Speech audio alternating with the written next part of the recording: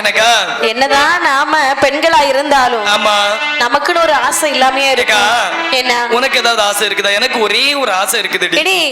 எனக்கு நிறைய ஆசை இருக்கின்றது. நிறைய ஆசை இருக்குதா? இப்பொழுது இருக்கக்கூடிய ஆசை என்ன ஆசை தெரியுமா? என்னம்மா? கணவன் இல்லாமல் கைகுழந்தை பெற்றெடுக்க வேண்டும். அடேங்கப்பா, கணவன் இல்லாமல்? ஆமாண்டி. ஏக்கா என்ன உனக்கு ஏதாவது ஆசை இருக்குதாடி? ஆமா. என்ன?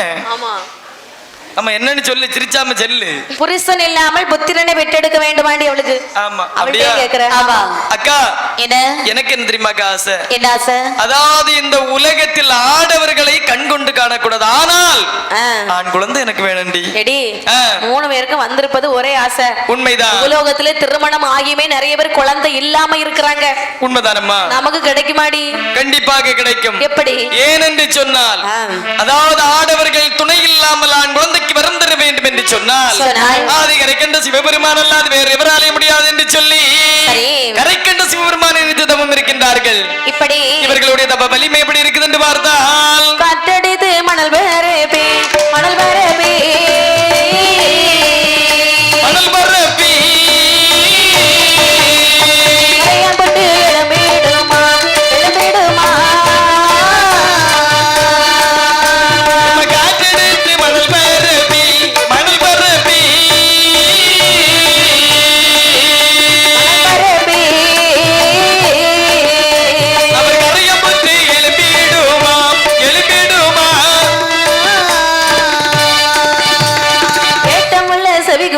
எறும்புகள் போய்கொண்டு இருக்கும். கோடை முடித்த புல்லு முதிசையில் கொடி வீச கொண்டமர கட்டி என்று கட்டை என்று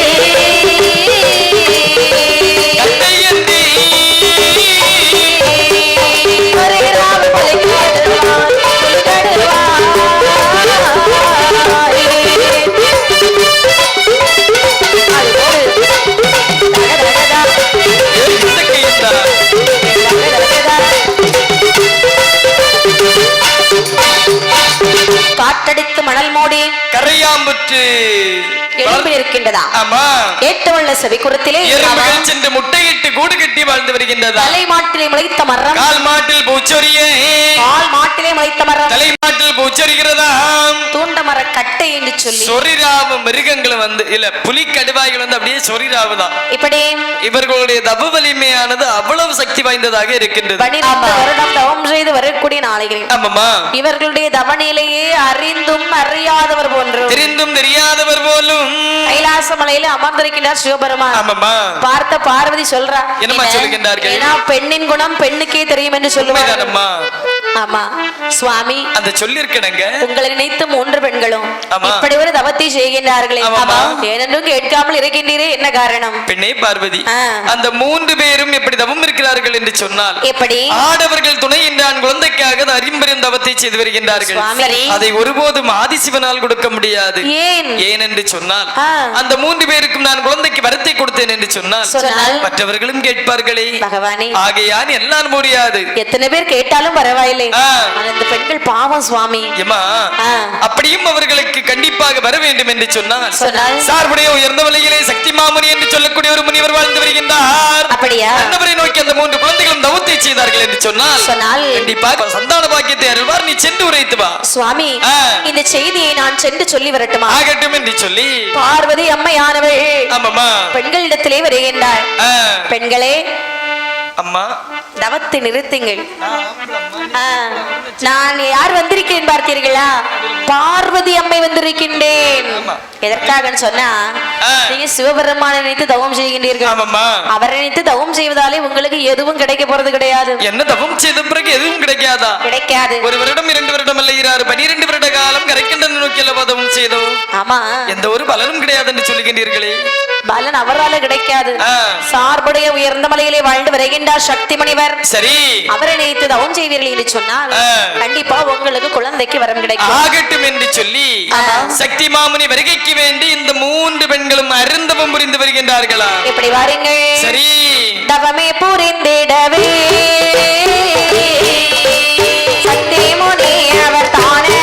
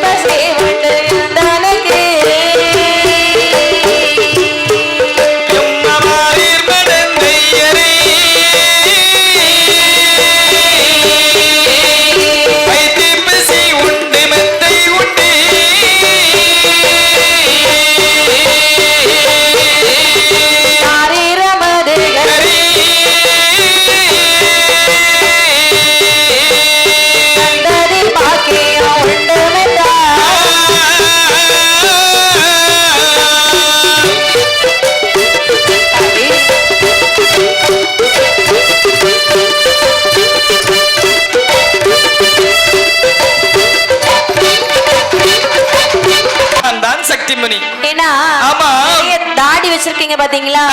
அப்பொழுது நினைத்தோம் நீங்கள் தான் சக்தி முனிவர் என்று. சரி, நாங்கள் உங்களை நினைத்து எதற்காக தவம் செய்து வந்திருக்கோமா? என்னை நினைத்து அரிய பெரிய தவத்தை செய்த காரணம் என்ன? கணவன் இல்லாமல் கை குழந்தை பெற்றெடுக்க வேண்டும் என்று ஆசை கொண்டோம். அதனால் தான் தவம் செய்தோம். 3 பேருக்கும் ஒரே ஆசையா? ஆமா. பாருங்கள் என் அருமை செல்வங்களே, இந்த அரும்பெரும் கானகத்தில் தவம் இருந்த காரணத்தினால் சரி எனக்கு வயிற்று பசி மெத்த உண்டு. அப்படியா? என்னுடைய வயிற்று பசியை தாங்கள் தீர்ப்பீர்கள் என்று சொன்னால் உங்களுடைய குழந்தை பசியை நான் தீர்த்து வருகின்றேனே. அவ்வளவுதானே? உங்களுக்கு என்ன வேணும் சுவாமி? அமுதுகரி படைத்து தர வேண்டும். அமுதுகரியா? ஆமாமா. அப்படியே நாங்கள் படைத்து கொடுக்கின்றோம். ஆகட்டும் என்று சொல்லி அம்மையுமே பார்வதியை மனதார நினைத்தார்கள். சரி, சக்தி முனிவருக்கு திரையை விளைந்து அமுதுகரி கொடுக்கின்றார்கள். வயிறார சாப்பிடுகின்றார். சரி, வடக்கு முகமாக இருந்து யாகமான செய்யக்கூடிய தருணத்திலே அந்த யாகத்திலே 3 வரலானது வந்து பிறக்கிறது. அந்த 3 வரலையும் எடுத்து 3 வரலை எடுத்த சக்தி முனிவர்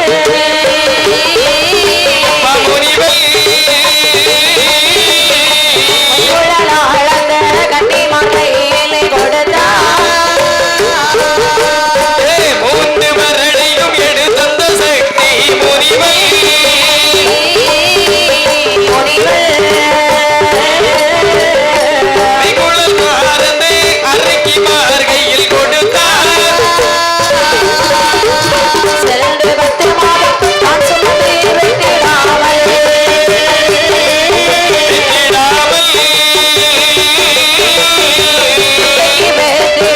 இச்சைகள் வட்டீர மக்கா.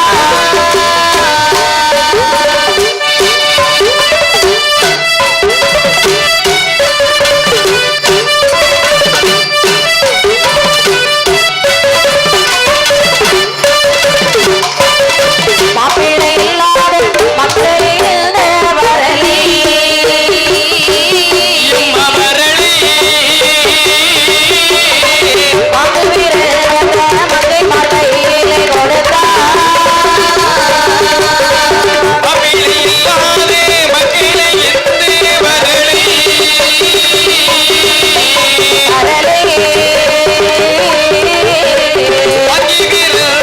மங்கை மாலையிலே கொடுத்தார்.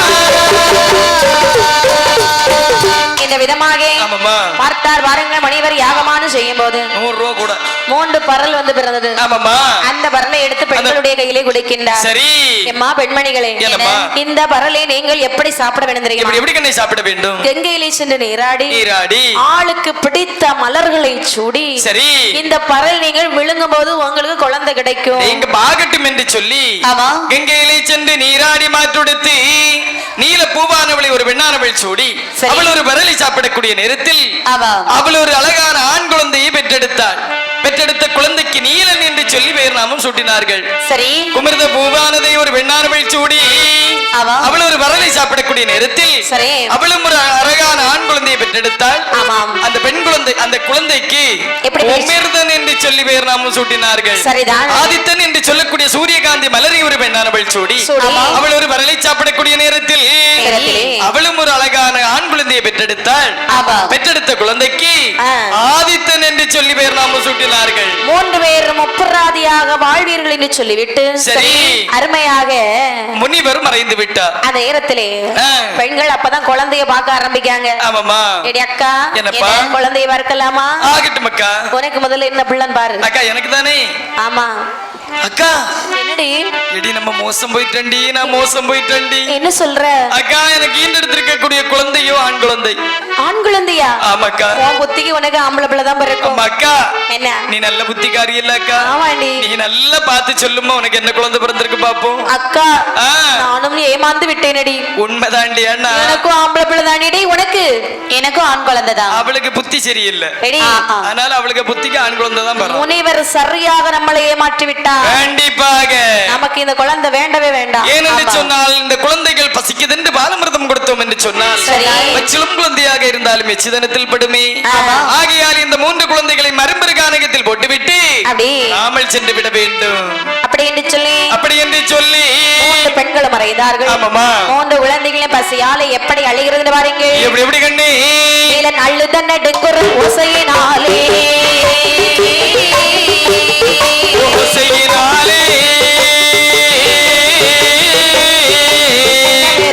சிங்கமம் தான் பயந்தோடே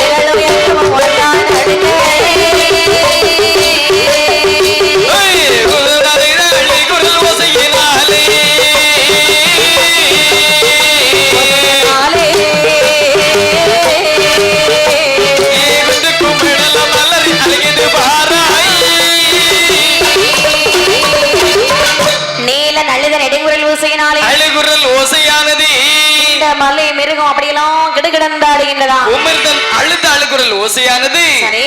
குண்டு மலைகள் அனைத்தும் கிட்டு கிட்டு கிட்டு கிட்டு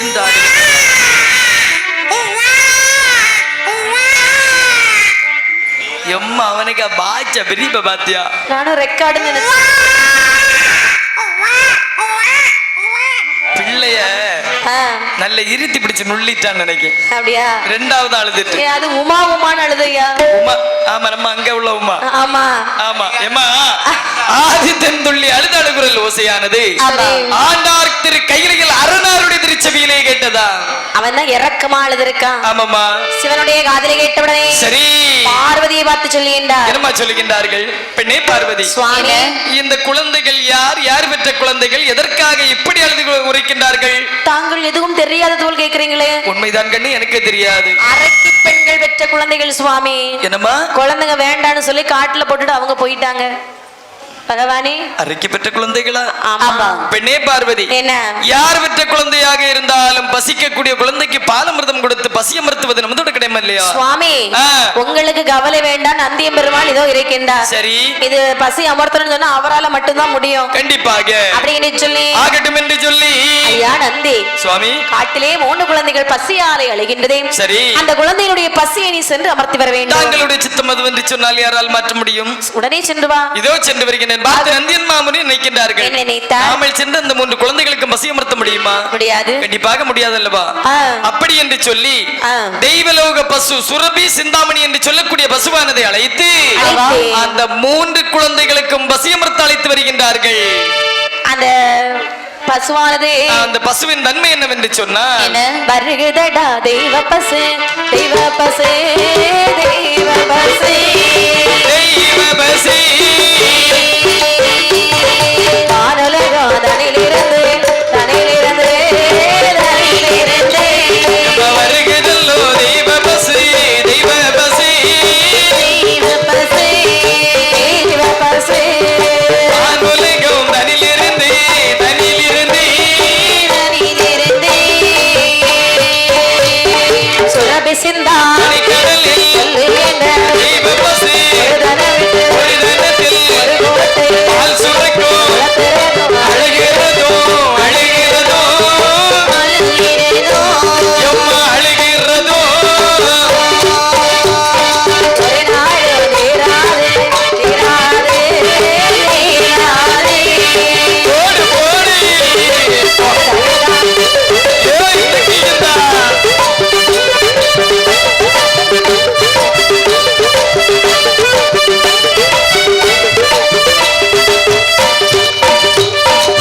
இப்படியாக ஆமாம்மா தெய்வலோகத்தில் உள்ள சரி சுரபி சிந்தாமணி என்று சொல்லக்கூடிய தெய்வ பசுவை அழைத்து வருகின்றாராம். அடே இங்க அந்த பசுவின் தன்மை என்னவென்று சொன்னார் எப்படி?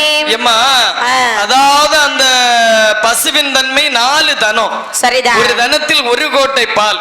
ஆமா. 4 கோட்டை பால் குடித்த பிற்பாடும் உலர்த்துவதும் அழுகிறதும் ஆமாம்மா ஒரு நாளும் தீர்ந்த பாடு கிடையாது. ஆமா, ஏனென்று சொன்னால் எம்மா இந்த உலகத்தில் செத்த ஆட்டிற்கு கண்ணு பெரிது, தாய் இல்ல பிள்ளைக்கு பெயர் பெரிதல்லவா? ஏன்னா தாய் இந்த குழந்தைகள் பெற்றெடுத்த தாய் தந்தை வந்தில்லாமல் தாய் அமிர்தம் குடித்தால் மட்டுமே குழந்தையானது தளதளவென்று தலைக்கும். அப்படின்னு சொல்லி சரி, பெண்களை அழைக்க வேண்டும் என்று சொல்லி நந்தியன் பெருமாள் பெண்களிடத்திலே சொல்லுகின்றார். எம்மா என்ன? எம்மா அருந்தவ பெண்மணிகளை சுவாமி, அதாவது சுனையில் சென்று நீராடி கொண்டிருக்கின்றீர்களே, அரும்பெரும் கானகத்தில் குழந்தைகளை ஈண்டெடுத்து விட்டு தன்னந்தனிமையாக வந்தது தாங்கள் தானே? சுவாமி, என்ன? எங்களுக்கு ஆடவர்களை கண்டாலே பிடிக்காது.